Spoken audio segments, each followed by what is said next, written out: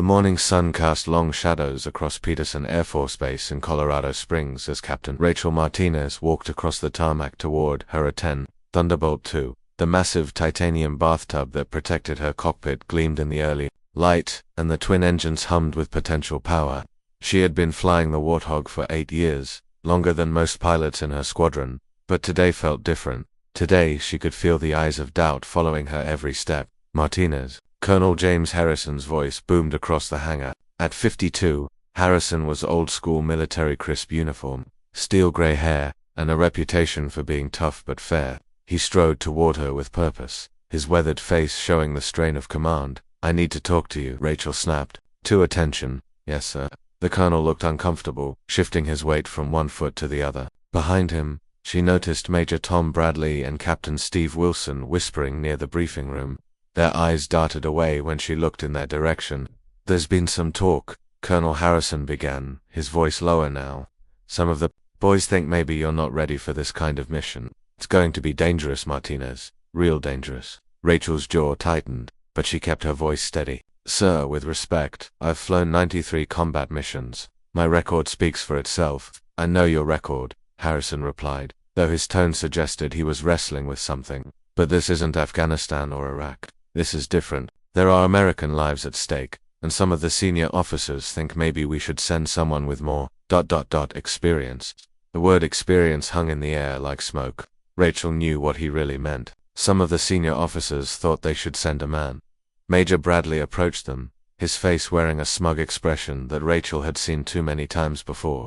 At 38, Bradley was younger than her by 2 years, but he had connections. Father was a retired general, and everyone knew it. "Colonel, if I may," Bradley interjected smoothly. "I've been thinking about the mission parameters. Maybe we should consider all our options. Captain Martinez is a fine pilot, but in a crisis situation like this, we might want someone with a steadier hand." Rachel's hands clenched into fists at her sides, but she kept her voice professional. "Major Bradley, are you questioning my ability to perform under pressure?" Bradley's smile was cold. "Not at all, Captain. I'm just thinking about what's best for everyone involved. Sometimes it takes a certain kind of strength to handle the really tough calls." No offense. The no offense stung worse than a direct insult. Rachel had heard variations of this conversation her entire military career. Too emotional, not strong enough, might crack under pressure. The same doubts that had followed her from flight school through every promotion, every mission, every moment she had to prove herself all over again. Colonel Harrison looked between them, clearly uncomfortable with the tension. "Look, Martinez, nobody's questioning your skills, but this mission, it's going to require split-second decisions, life and death stuff. The kind of pressure that can break even the strongest pilots." "Sir, permission to speak freely." Harrison nodded. "I've been flying combat missions for 8 years. I've saved lives, completed every mission assigned to me, and earned the respect of every ground unit I've supported. If there's a specific concern about my abilities, I'd like to hear it directly rather than through innuendo and suggestion." The silence that followed was thick with tension. Other pilots and ground crew had stopped their work to watch the confrontation, though they pretended to be busy with their tasks. Captain Wilson, who had been quietly observing, finally spoke up. "It's not personal, Martinez. It's just that some missions require a certain kind of aggressive mindset. You know, the killer instinct. And sometimes women approach these situations differently." Rachel felt her cheeks burn, but her voice remained steady. "Different how, exactly?" Wilson shrugged. "More cautious, more likely to second-guess. When you're supporting troops on the ground, you can't afford to hesitate. You need someone who'll make the hard choices without blinking." The accusation hung in the air like a challenge. Rachel had heard it before, the suggestion that women were too soft, too careful, too emotional for the brutal realities of combat. It was the kind of thinking that kept qualified women from advancing, that made every mission a test, not just of skill but of belonging. Colonel Harrison held up his hand to stop the conversation. "All right, that's enough. We're not here to debate gender politics, we're here to complete a mission." He paused, looking directly at Rachel Martinez. "You're a good pilot, but this situation is going to test everyone involved. I need to know that whoever I send up there can handle whatever comes their way." "Sir, I can handle it. Can you?" The question came from Major Bradley. "Because when those troops are taking fire and screaming for air support, there's no room for error, no room for hesitation. You need to be willing to bring the pain without question." Rachel met his gaze directly. Major, I've brought the pain plenty of times. Ask the ground units in Kandahar. Ask the Marines I supported in Fallujah. Ask any of the soldiers whose lives I've saved whether I hesitate when it matters. But she could see the doubt in their eyes. Not doubt about her record that was spotless. Doubt about something deeper, something that had nothing to do with her abilities and everything to do with their assumptions about what she was capable of. The morning briefing had been scheduled for 0800, and other pilots were beginning to gather. Rachel could feel their eyes on her, some supportive, others skeptical. The A-10 community was tight-knit, but it was also traditional, old-fashioned in ways that sometimes made her feel like she was fighting towards one against the enemy, and one for acceptance among her own people. Look, Colonel Harrison said finally, the mission brief is in 20 minutes. We'll discuss assignments then. But Martinez, I want you to really think about whether you're ready for this, because if you're not, it's better to know now that, when lives are on the line. As the group dispersed, Rachel stood alone next to her aircraft. The A-10 was an ugly bird by any standard, not sleek like an F-16 or imposing like an F-15. It was built for one thing, close air support, getting down in the dirt and helping soldiers on the ground when they needed it most. It was honest work, dangerous work, and Rachel had always been proud to do it. But today, for the first time in years, she felt the old doubts creeping in. Not doubts about her abilities. She knew she was good at what she did. Doubts about whether she would ever be given the chance to prove it when it really mattered.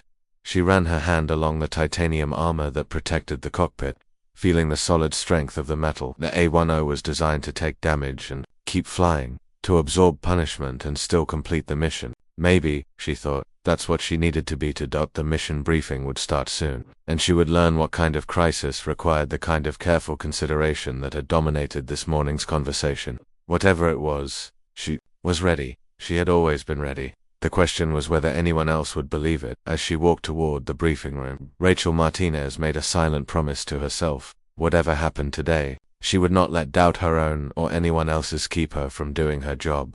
The soldiers on the ground deserved better than politics and assumptions. They deserved the best pilot available, regardless of gender, and deep down she knew that pilot was her.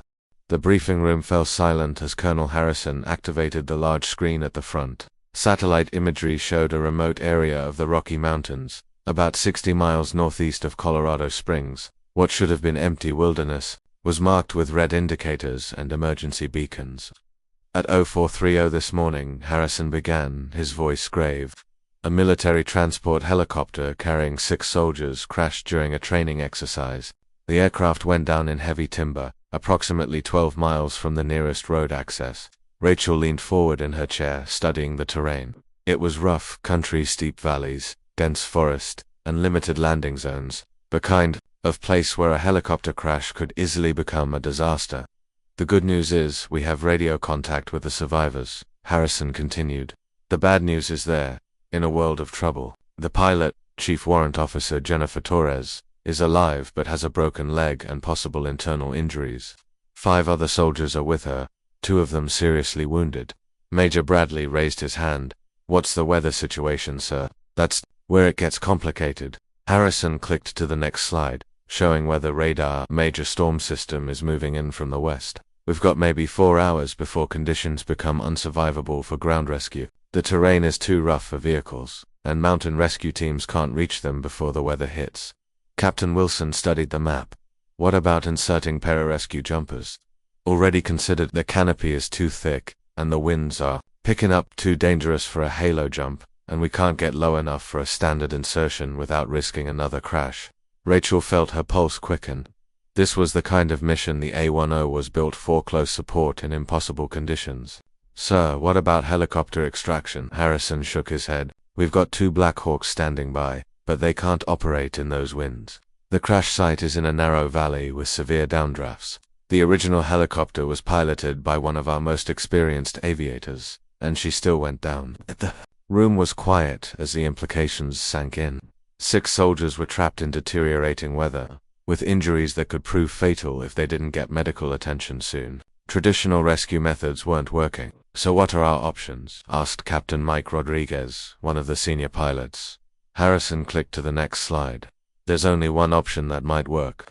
We need close air support to clear a landing zone. The valley where they crashed is surrounded by heavy timber. If we can clear enough trees, we might be able to get a helicopter in for extraction. Major Bradley leaned back in his chair. Tree removal with aerial munitions. That's precision. Work in dangerous conditions. Exactly, Harrison replied. The survivors are less than 200 meters from the trees that need to be cleared. One mistake and we kill the people we're trying to save. The margin for error is essentially zero. Rachel's mind was racing. She had trained for exactly this kind of mission: precision strikes in close proximity to friendly forces.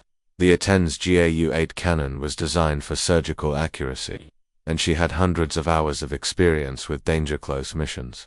What's the timeline, sir? She asked. The time? Storm hits hard at 1400 hours. If we're going to do this, we need birds in the air by 1100 to allow time for multiple passes. The clearing operation will require at least 3 separate attack runs to remove enough timber. Colonel Harrison paused, looking around the room at his assembled pilots. I'm not going to sugarcoat this. This is one of the most dangerous missions we've ever been asked to perform. Precision tree removal with friendlies, danger close in deteriorating weather conditions, in mountainous terrain that limits maneuvering room. Major Bradley cleared his throat. Sir, given the risk factors involved, shouldn't we send our most experienced close-up war pilot? The question hung in the air. Rachel knew exactly what he was doing, positioning himself for the mission while making it seem like a matter of experience rather than ego. I have the most closer support hours in the squadron, Rachel said quietly. Bradley turned to her with a condescending smile. Combat hours, Martinez, not training hours. This isn't a practice run. I have 93 combat missions, Major. How many do you have? Bradley's jaw tightened. 47. But they were high-intensity operations. Real combat, not just missions, show of force. Rachel's voice remained calm, but her eyes were flashing. Major, I've provided danger-close air support for troops in contact. I've made precision strikes within 50 meters of friendly positions. What exactly are you suggesting about my combat experience? Captain Wilson jumped in before Bradley could respond. Look, nobody's questioning your record, Martinez. But this mission is different. If something goes wrong, if you hesitate for even a second, those soldiers die, and then their families have to live with that. The comment was calculated to hurt, and it did. Rachel had always carried the weight of responsibility for the soldiers she supported. The idea that she might hesitate when lives were on the line was both insulting and terrifying. Colonel Harrison held up his hand. That's enough. We're not here to debate qualifications. We're here to save lives. But Rachel could see the doubt in his eyes. The same doubt that had plagued her throughout her career was surfacing again, at the worst possible moment. Sir, she said, standing up, I volunteer for the mission. I have the experience, the training, and the aircraft to get it done.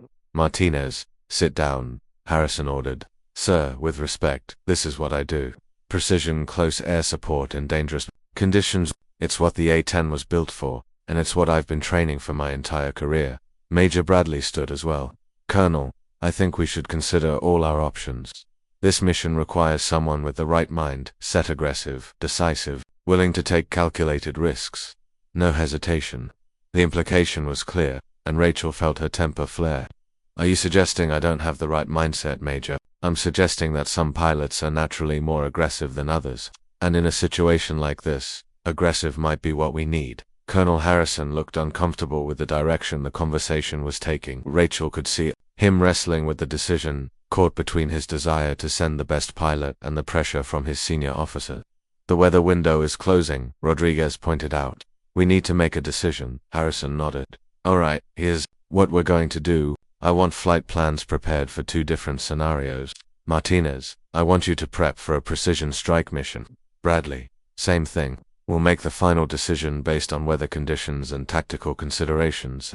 It wasn't the definitive assignment Rachel had hoped for, but it wasn't a rejection either. As the briefing ended and pilots began filing out, she remained behind to study the terrain maps more closely. Martinez, Colonel Harrison called as the room emptied. A word. She approached his desk, bracing for another conversation about her. Readiness, I know what you're thinking, he said quietly, and you're probably right to think it. But this mission, if it goes wrong, it goes very wrong. 6 soldiers die, and whoever's flying that aircraft has to live with it forever. Sir, I understand the stakes, but I also understand my capabilities. I can make those shots. Harrison studied her face for a long moment. It's not your shooting I'm worried about, Martinez. It's the politics. If something goes wrong, there will be questions, investigations, second-guessing, and unfortunately, some of that second-guessing will focus on the decision to send a female pilot. The honesty was refreshing, even if the reality was depressing. So I should step aside to protect you from criticism. I'm not asking you to step aside. I'm asking you to understand what you're volunteering for. This isn't just about saving those soldiers, though that's the most important thing. It's about proving something that you shouldn't have to prove. Rachel met his gaze directly. Sir, I've been proving myself my entire career. If I step aside now, I'll spend the rest of my life wondering if I could have saved them. Colonel Harrison nodded slowly. Then you better be ready to be perfect, Captain, because anything less will be seen as failure. As Rachel left the briefing room, she knew he was right. The mission wasn't just about precision flying or dangerous conditions. It was about proving that she belonged in the cockpit when lives were on the line. The storm was coming, and time was running out. The weather briefing at 1000 hours painted a grim picture. The storm system was moving faster than predicted, and the window for rescue was shrinking rapidly. In the meteorology office, Captain Lisa Wong pointed to the latest satellite imagery with growing concern. Wind speeds are increasing ahead of schedule, Wong reported to Colonel Harrison and the assembled pilots. We're looking at gusts up to 40 knots in the target area by 1200 hours, increasing to 60 knots by 1300. Rachel studied the weather data, calculating approach angles and wind compensation in her head. The A-10 was built to operate in rough conditions, but the mountainous terrain would create unpredictable downdrafts and wind shear. What's the ceiling? Major Bradley asked. That's the bigger problem, Wong replied. Cloud cover is dropping fast. We're looking at a ceiling of about 800 feet by the time any aircraft reaches the target area. In mountainous terrain, that doesn't leave much room for maneuvering. Colonel Harrison frowned at the projections. Minimum safe altitude for close air support in those mountains is normally 1500 feet. 800 feet is knife-edge flying. Sir, Rachel interjected, the A-10 can operate safely at lower altitudes than other aircraft. The titanium bathtub and redundant systems were designed for exactly this kind of low-level work. Captain Wilson shook his head. Low-level work in combat zones with known threats. Martinez, not tree-level flying in mountain valleys with zero margin for error. The debate was interrupted by a radio call from the crash site. Colonel Harrison activated the speaker, and Chief Warrant Officer Torres' voice crackled through the static. Base, this is Survivor 1, we've got a problem here. Harrison keyed the microphone. Go ahead, Survivor 1. Specialist Davis is going into shock. We need medical evacuation immediately. I don't think he's going to make it much longer. The room fell silent. Davis was one of the critically wounded soldiers, and shock meant his condition was deteriorating rapidly. Every minute counted now. Survivor 1, understand you need immediate medical attention. We're working on extraction options. Copy that, base, but please hurry, we're losing him. Harrison ended the transmission and turned to his pilots. The weight of command was visible on his face. 6 lives hanging in the balance, with weather conditions deteriorating and limited options. All right, here's the situation, he said grimly. We can't wait for weather conditions to improve. If we're going to do this, we need birds in the air within the hour. Major Bradley stepped forward. Sir, I'm ready to go. Aircraft is prepped and fully planned. So is mine, Rachel added quickly. Harrison looked between them, clearly struggling with the decision. The truth is, I need both of you ready to go. Weather conditions are marginal at best, and if the first aircraft can't complete the mission, we need immediate backup. It wasn't the decisive leadership Rachel had hoped for, but she understood the pressure Harrison was under. Still, the clock was ticking, and Specialist Davis couldn't wait for bureaucratic caution. Sir, permission to speak freely, she said. Harrison nodded. This is exactly the kind of mission I've trained for my entire career. Low-level precision strikes, danger close air support, adverse weather conditions. The A-10 was built for this mission, and I know that aircraft better than anyone else in this squadron. Major Bradley's face reddened. Captain Martinez, I think you're overestimating your qualifications and underestimating the complexity of this mission. Major, I'm not overestimating anything. I'm stating facts. I have more A-10 flight hours than you do, more combat experience, and more precision strike experience. What exactly makes you think you're better qualified for this mission? Experience. Under pressure, Bradley shot back. Real combat pressure, not just routine missions. Routine missions. Rachel's voice remained steady, but her eyes were blazing. Major, there's nothing routine about providing close air support to troops in contact. Every mission I've flown has been under pressure. Every strike I've made has had lives hanging in the balance.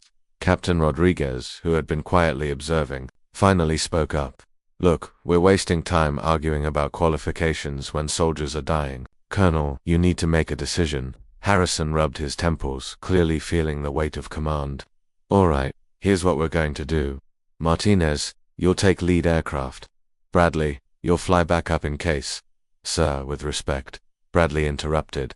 I think you should reconsider. This mission requires Major. I've made my decision. Harrison cut him off sharply. Captain Martinez has the qualifications and the experience. She's taking lead. The silence that followed was electric with tension. Rachel felt a mix of relief and apprehension. She had gotten the mission, but she could see the doubt in some of the faces around her. If anything went wrong, there would be plenty of people ready to second-guess the decision. Martinez, Harrison continued, you launch in 30 minutes, where the window closes fast, so you'll have one shot at this. No do-overs, no second chances. Understood, sir. And Martinez. Harrison's voice carried a warning. Be perfect, because anything less will cost lives and careers. As the briefing broke up, Rachel headed toward the locker room to suit up for flight. Behind her, she could hear Major Bradley talking quietly with Captain Wilson, their voices carrying tones of frustration and skepticism. This is a mistake, Bradley was saying. When this goes sideways, it's going to be a disaster. Maybe she'll prove you wrong, Wilson replied, though his tone suggested he didn't believe it. She better, Bradley said grimly, because if she screws this up, it's not just her career on the line, it's Harrison's too, for making such a politically correct decision. Rachel forced herself to ignore the comments as she pulled on her flight suit. She had heard variations of the same doubts her entire career, and they never got easier to bear. But today wasn't about proving herself to Major Bradley or Captain Wilson. Today was about saving 6 soldiers who were counting on her to get the job done in the equipment room. She ran through her pre-flight checklist with methodical precision. G-suit, helmet, survival gear, weapon systems, checklist. Everything had to be perfect, because there would be no margin for error once she was airborne. Ground Chief Master Sergeant Mike Thompson appeared beside her as she finished suiting up. Thompson had been maintaining A-10s for over 20 years, and his weathered hands had kept more aircraft flying than anyone could count. Captain Martinez, he said quietly, I wanted you to know your bird is perfect. Every system checked out, weapons are loaded and calibrated, and I personally inspected every critical component. Thanks, Chief, I appreciate it. Thompson hesitated, then spoke again. Ma'am, I've been around this business for a long time. I've seen a lot of pilots come and go, and I want you to know you're one of the best Decandrida pilots I've ever worked with. Those boys on the ground couldn't ask for better. The unexpected support meant more than Rachel could express. Thanks, Chief, that means a lot. You bring those soldiers home, Captain, and you bring yourself home too. As Rachel walked across the tarmac toward her aircraft, she could see the storm clouds building on the western horizon. The wind was picking up, and she could feel the first hints of the weather system that would soon make rescue impossible. Her A-10 sat waiting, fully armed and fueled. The GAU-8 cannon was loaded with high-explosive incendiary rounds perfect for tree removal, and the aircraft carried additional precision munitions if needed. Everything was ready. Climbing into the cockpit, Rachel ran through her pre-flight checks with automatic precision. Engine start, systems check, radio check, weapons system verification. Each step brought her closer to the moment when training would become reality. Tower Hog 1 requesting taxi clearance for immediate departure. Hog 1 cleared to taxi. Winds at 240 at 25, gusting 235. Weather is deteriorating rapidly. Copy that. Tower Hog 1, rolling. As she taxied toward the runway, Rachel could see Major Bradley's aircraft being prepped for backup launch. Part of her hoped she wouldn't need backup, that she could complete the mission solo and prove all the doubters wrong. But as she lined up on the runway and applied full power, her focus narrowed to the essential task ahead, flying into dangerous weather, navigating treacherous terrain, and making precision strikes that would either save 6 lives or end her career. The A-10's twin engines roared as she lifted off into the darkening sky, flying toward a rendezvous with destiny, flying through the mountain passes toward the crash site. Rachel fought increasing turbulence as the storm system closed in. The A-10 bucked and rolled through pockets of severe wind shear, but the sturdy aircraft held its course. 800 feet below the cloud ceiling in mountainous terrain left almost no room for error. Hog 1, this is Survivor 1, Chief. Torres' voice crackled through the radio. We can hear you approaching. Davis is barely conscious. We need you to work fast. Rachel keyed her microphone while fighting to keep the aircraft stable. Survivor 1, Hog 1, inbound. I need you to mark your position with smoke if you have it, then take cover. I'm coming in danger close for tree removal. Roger. Hog 1, popping smoke now. Through the swirling clouds and rain, Rachel caught sight of the crash site. The helicopter had gone down in a narrow valley surrounded by towering pines and firs. The trees formed an almost solid canopy that would make helicopter extraction impossible without significant clearing.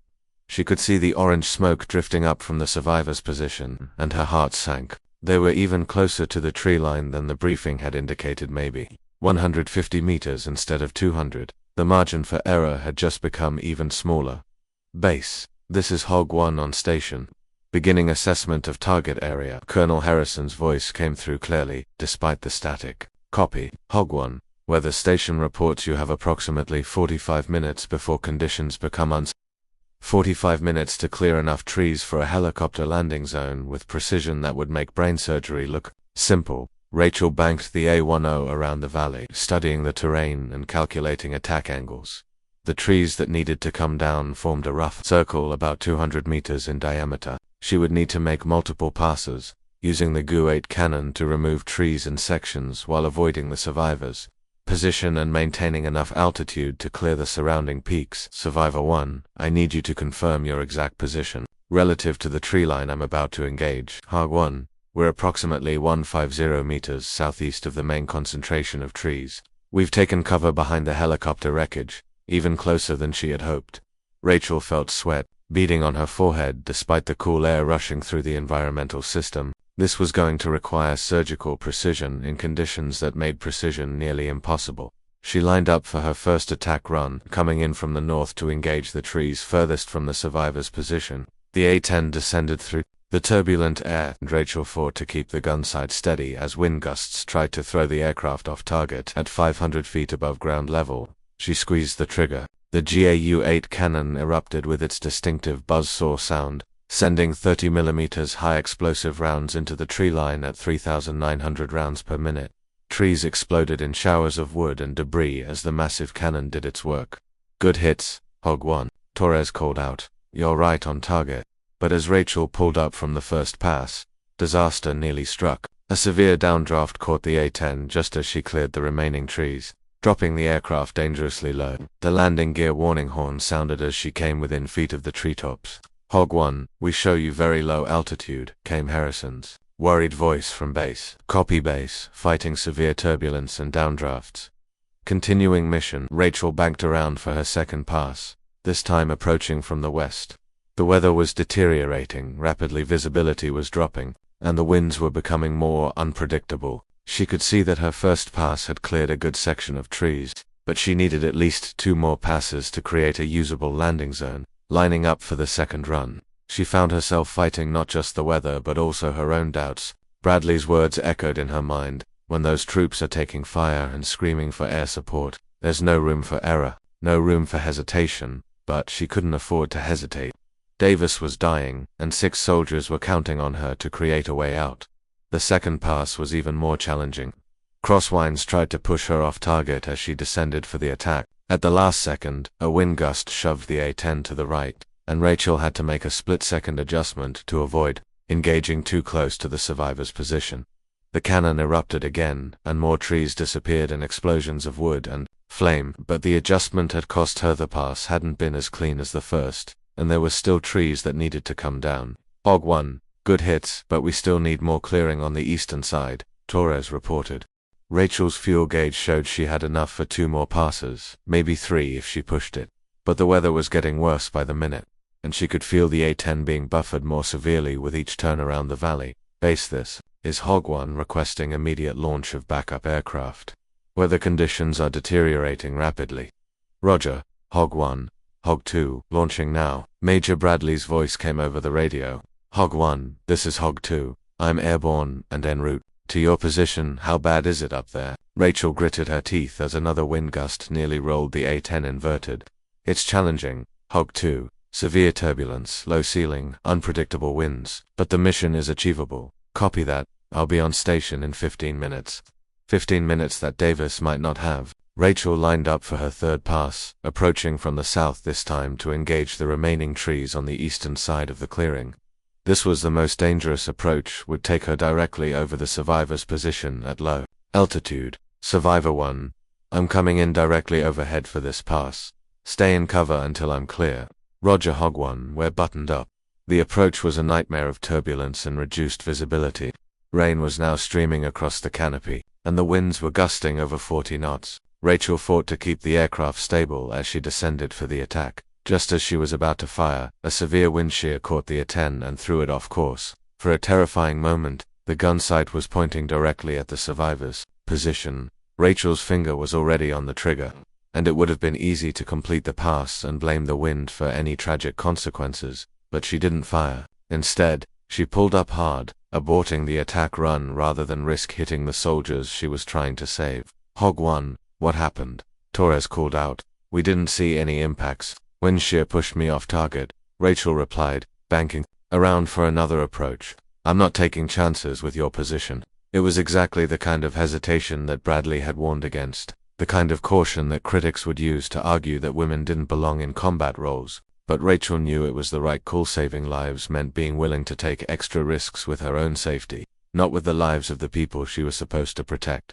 Her fourth pass was perfect. Fighting through the turbulence with grim determination, she put the cannon rounds exactly where they needed to go.